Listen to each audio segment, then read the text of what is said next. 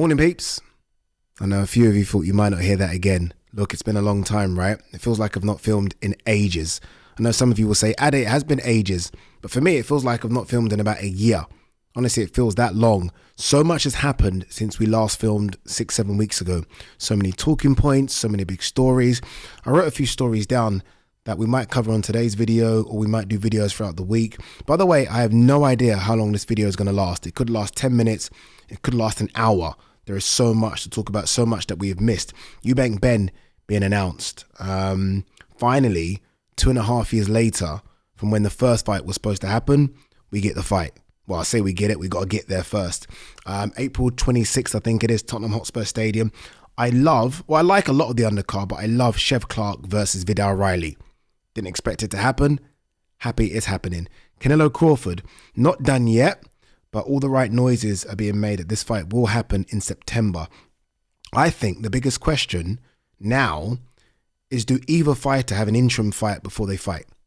I mean, Canelo always does September, May. Canelo gives you 2 fights a year guaranteed. Crawford, not so. So I think the intrigue really is on Canelo. Does Canelo have that May date? Does he do it, or does he sit it out and wait for Crawford in September? I mean, the risk, like Canelo always gets through his fights, right? And a lot of the time he gets through unscathed. Well, it takes a lot out of his body, but I'm talking about sort of damage to the hands, cuts, etc. But do you risk that, knowing the Crawford fight potentially is in September? And for Crawford, I mean, your last fight was at 154. Do you take an interim fight at 160 or 168 to test yourself out at a higher weight class? I don't know. AJ, what does AJ do next? We might talk about that on this video, by the way. Tyson Fury, I guess that kind of leads on from AJ. Tyson Fury announced his retirement. No one believes it. I don't believe it, but we'll discuss that as well. Enis versus Enis announced unification fight in the 147-pound division. So important for Enis. Obviously got a lot of stick because of the Virgil Ortiz fight. A lot of talk about Teofimo Lopez. He had to come back with a big fight. This is a big fight. This is number 1 versus number 2. I think if Enis does this, there's a lot of talk about undisputed. I think he goes up. Honestly, I think he goes up. I don't think they are really chasing the Barrios fight, and I don't think they're going to revisit Howard. Is it Howard? I think it is Howard. The Ring Magazine, I do want to talk about them and the moves they're making. Remember, they are actually doing the Eubank Ben fight. It's not Riyadh season, it's Ring Magazine. And they're also doing the Devin Haney versus Ramirez and Ryan Garcia versus Rolly Romero fight in New York. So a lot to discuss. This video could be a long one. All right, look, firstly, I do want to apologize. I know a lot of you have been reaching out like, Ade, what's going on? Where are the videos? I haven't reached back out to everyone. I do apologize. It's good to be missed, so that's nice. Those people that I need to get in touch with, I am now back. I will get in touch with you. Those eagle-eyed viewers, some of you are very eagle-eyed. You might notice the background looks a bit different. That's because I've moved. I've tried to make it look exactly the same. I've got close, but there are some differences. So moving has been very stressful. That's part of the reason we've not filmed. I am getting a couple of shows on the channel up this week. You guys might like it. You guys have asked for G-Man. G-Man is coming on the channel. We've got a new show together and some other things planned as well. So look, it's been very, very busy, but enough of that. We have time now to talk about all that a bit later. I want to dive straight in to boxing. I want to chat some boxing. Before we talk AJ, and I will talk AJ, I do want to have a look and see if there is anything else to talk about first. Robert Garcia, Jiren Enis to blame. Just mentioned this for Virgil Ortiz Jr. fight not happening. Yeah, it's true. There's no getting away from it. That fight didn't happen because Jiren Enis and Jiren Enis' team didn't want that fight. Whether or not they wanted to stay at 147 and fight Enis, Virgil Ortiz is a much bigger fight than Enis. I mean, I know people might say unification fight, and I get that, but the Ortiz fight is a bigger fight than Enis for me. If I'm Robert Garcia, though, forget all that. Get your boy ready for Israel Madrimov. That's a tough fight. I actually make Madrimov a favourite for a couple of reasons. How Ortiz looked against Boychuk. Boychuk, we know, is a very good fighter, but I thought Ortiz might have been lucky to get the decision in that one. And for how Madrimov looked against Terence Crawford. Madrimov is a big 154-pounder that can move, punch. Honestly, this is no gimme. For me, I think Madrimov is the favourite. That's what I think. Enis beating Jiren Enis will make me the top welterweight. Yeah, I mean, Jiren Enis is considered number 1. I think many consider Enis number 2. Enis will work. And let's be frank as well. Jiren Enis hasn't looked good in his last couple of fights. He hasn't looked good. So this is an important fight for Jiren Enis. It really is. I mean, there was a lot of heat with Jiren Enis 12 to 18 months ago. A lot of heat. That heat's died down a bit. He needs to kind of turn it up a lot. So I think if Enis beats Danny Enis, and I think he will, in the fashion I think he will beat him, then I think Enis is back, if you like. You know what I mean? And then hopefully go straight to 154 pounds. That's what I hope happens. All right, I do want to... Oh, no, let's talk about this one very quickly. Dalton Smith hunting for big fights after knocking out Waleed Weezer. Obviously, I was there for that. Look, I mean, Weezer was awful. I mean, you can only beat what's put in front of you, but, God, I mean, where did they find him? That kid hadn't lost since 2018. I don't know who the fuck he beat, because he was area level. I mean, Dalton Smith hit him with a jab in the first 20 seconds and his legs kind of buckled backwards. And I was like, what the fuck's going on here? I know you can catch someone cold, but that wasn't catching someone cold. That was just beating someone that is clearly not on your level. Not on your level at all. So look, credit to Dalton Smith. Again, you can only beat what's put in front of you. And he was clearly levels above Weezer. Now, though, you enter shark-infested waters. The 140-pound division is probably the deepest in boxing. You only have to look at the champions. The champions are Puello, the WBC champion. He was upgraded after they couldn't agree. Devon couldn't agree terms with Sandor Martin. Puello was upgraded. Puello actually fights Sandor Martin March 1st. We're going to get to that. So Puello, Richardson Hitchens, Valenzuela, Teofimo Lopez. You could argue that there are non-champions better than champions. That's how crazy the division is. And that's what Dalton Smith has to step into next. I just say go. I say go. Let's see how good you are. That's my thought process with it. Dalton Smith isn't 21, 22. I think he's 27, soon to be 28. This is the time. This is the time. You've done it the correct way. English, British, European. The next stage is world. I mean, whether or not you can compete with those guys, we won't know until you're in the ring with them. It reminds me a lot of, and I think there are a lot of similarities to where they box actually between Kell Brook coming through and Dalton Smith. Kell Brook coming through, it was British level. And finally, we unleashed him against an American abroad. That American being Sean Porter, and Kell Brook hit the jackpot, right? He hit the jackpot. I almost feel like you just got to let him go. Let Dalton Smith go and we'll see. I'm not trying to say fight one of the champions, but there are a number of guys in that top 10 which match up well for Dalton Smith. Liam Parrow, I think it's a great fight potentially. Would they put him with Sabril Matias? I mean, who knows, right? A risky fight, but they're all risky in the top 15 of the 140-pound division, so good luck. Back to Sandor Martin Puello very quickly.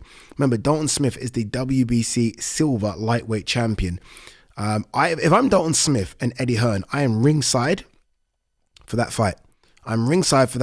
You have to force it sometimes. If Puello becomes champion or whoever becomes champion, you insist. Even if you try and get in the ring, I don't know, but you insist on getting that fight next. You've got to. Sometimes you've got to do that stuff. Sometimes you've got to do it. So let's see how that plays out. All right. Before we see what else is out there, let's quickly talk about my man, Anthony Joshua. I was in Nigeria over Christmas. I met AJ. We met in like a members club, like a bar members club. Went over to him, seemed in good spirits. And I was like, okay, you just want to get to what next. It's always the thing with boxers, right? No matter what you do, win or lose, it's like, who next? What next? And he straight away said Fury. And I really should have done a video there and then, because I kind of got the scoop, if you like, but I didn't. And then he started going on to news channels and mentioning it. And I was like, okay, cool. He now says he wants Fury. I then met him 3 or 4 weeks later at the Ring Magazine Awards, and he reiterated it. He wants Tyson Fury. Tyson Fury, a couple of days later, announced he's retiring.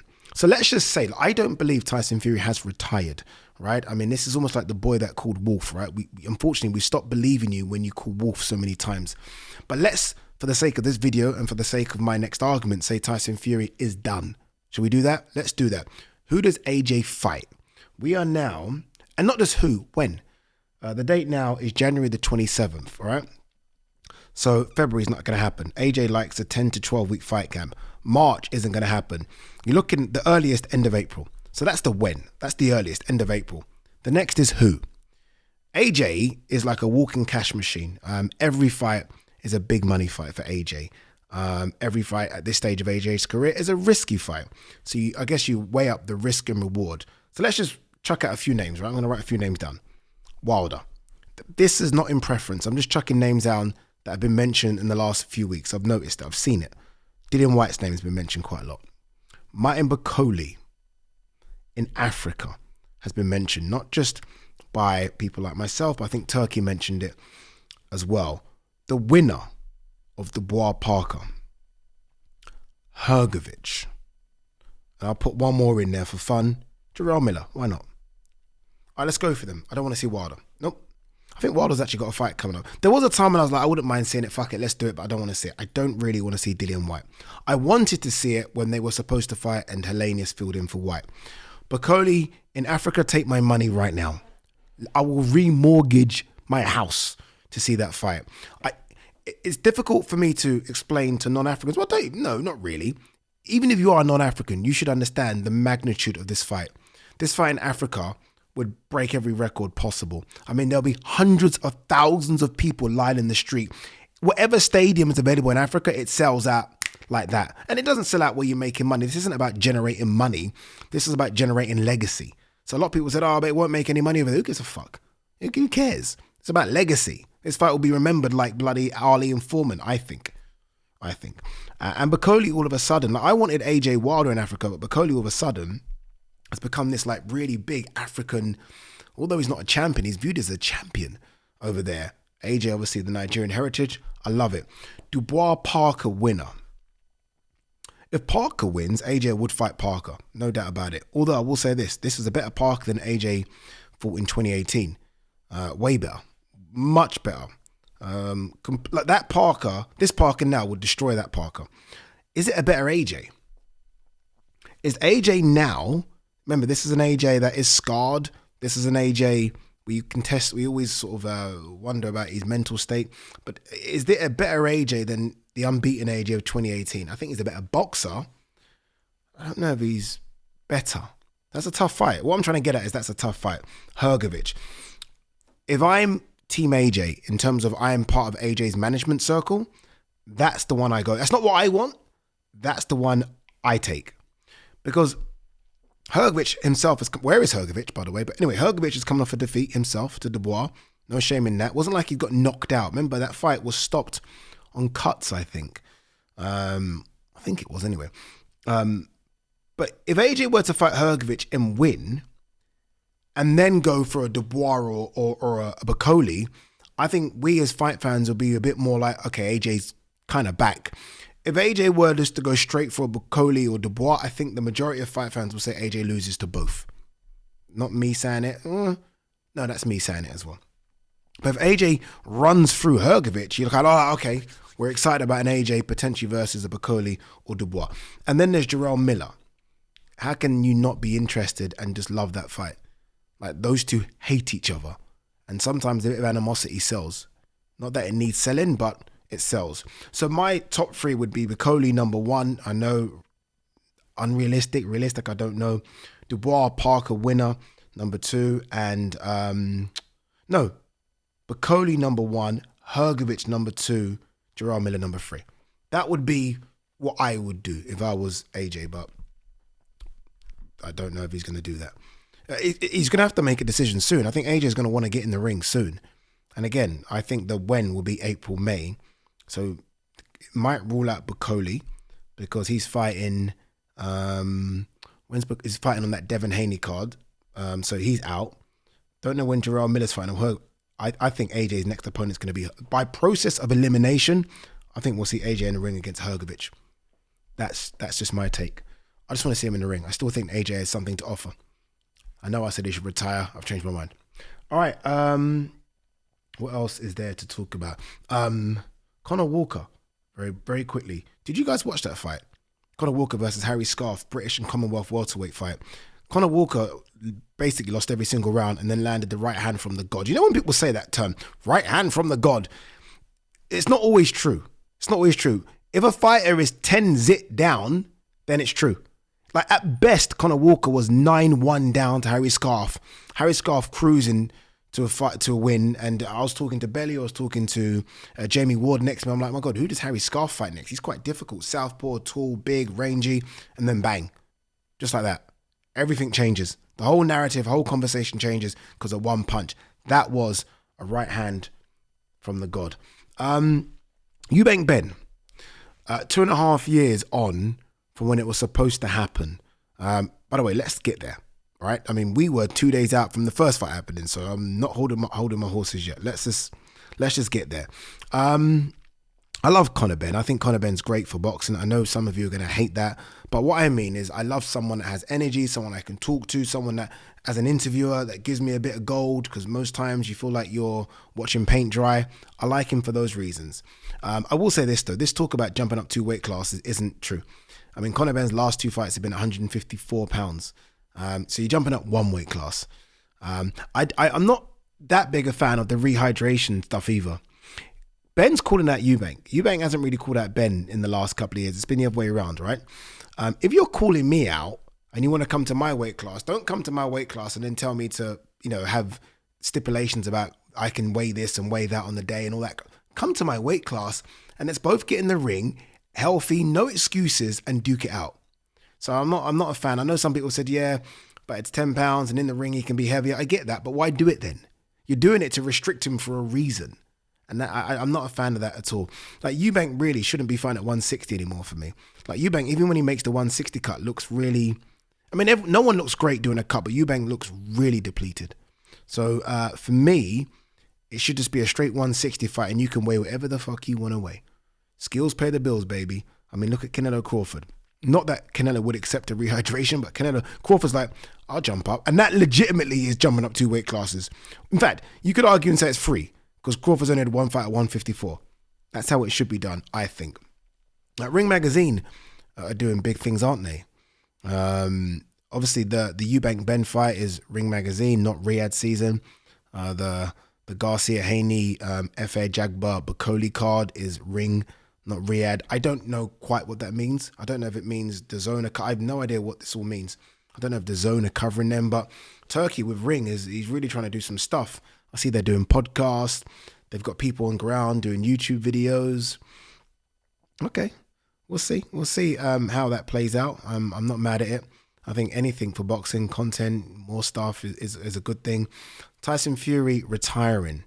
Again, we'll do more videos on this properly. I'm just kind of rushing through this video right now. Nah, not for me. Not for me. I mean, I didn't... In my kind of what does AJ do next, I didn't mention Fury because he said he retired. But ultimately, AJ fights Fury next, doesn't he? That's what really happens. Like, all the bullshit. Crap, stop. AJ fights Fury next. All right, guys, girls, look, loads of other videos we're going to do. We are back. For those people that I was supposed to reach out to prior to this little break, I am back now. I will reach out to you. Have patience. Your boy's here.